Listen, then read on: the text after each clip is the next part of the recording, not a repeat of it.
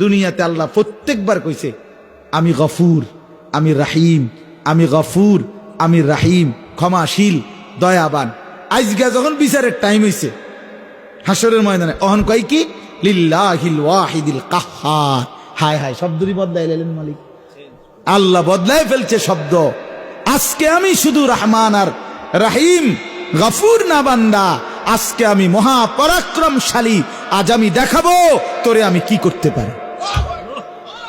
আজটা টাঙ্গাইয়া ফিডুমু নাফরমান, বাদ্দুগা খাওয়াইছি, কদ্দুর ঘুম যাইতে দিছি, তুমি মনে করছো আমি তোমারে আর কিচ্ছু বলবো না। তুমি সারা রাত বেড়ি চাইয়া শেষ করে লাইলা। অসভ্য কোথাকার, লম্পট কোথাকার, চরিত্রহীন কোথাকার। কেন আমার রাত শেষ করে দিলি বান্দা? আমি এজন্য রাত দিয়েছিলাম।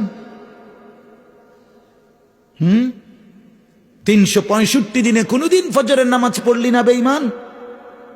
এমন শক্ত নাফরমান কেমনে হইলি?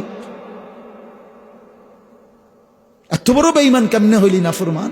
কি মনে করছিলি আমি মালিক ধরবো না? হ্যাঁ, আল্লাহ তাআলা বলেন এরপরে একটা লম্বা সময় পরে আবার ইসরাফিলকে জীবিত করে আল্লাহ বলবেন, ইসরাফিল দ্বিতীয়বারের মতো আবার ফু দাও।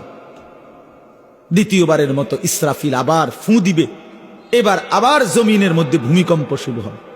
কাঁপতে কাঁপতে জমিনের নিচে যা কিছু আছে সবকিছু জমিনের তলদেশ থেকে উপরে চলে আসবে। ইজা জুলজিলাতিল আরদু জিলজালাহা, ইসরাফিলের দ্বিতীয় ফুঁতে জমিনের মধ্যে ভূমিকম্প শুরু হবে। ওয়া আখরাজাতিল আরদু আসকালাহা, আর জমিন তার তলদেশে যত কিছু ছিল বোঝা, জমিনের কাছে বোঝা সবকিছু সে উপরে মাটির উপরে উঠাইয়া দিবে, বের করে দিবে।